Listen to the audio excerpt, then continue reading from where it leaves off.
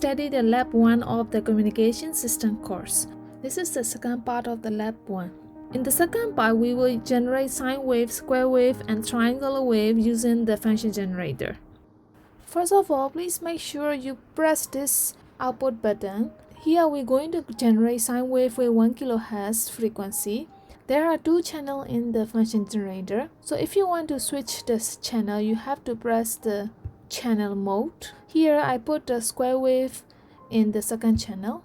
Here you need to connect the positive output of the function generator to the oscilloscope probe, and then negative to the negative part of the oscilloscope probe. And there are also 2 channels in this oscilloscope, and you can switch the channel using button 1 and 2. Also, in each channel there are separate scaling knob for amplitude. You can measure the amplitude and frequency by pressing the measure button. And since we are on channel 2, you can press on the channel 2 and choose any measurement you want by using this big knob. After you have scrolled down, you can press the knob to select your choice.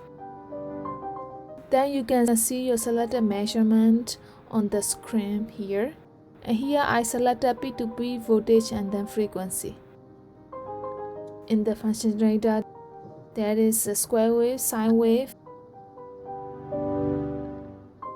and ramp or triangular wave signal.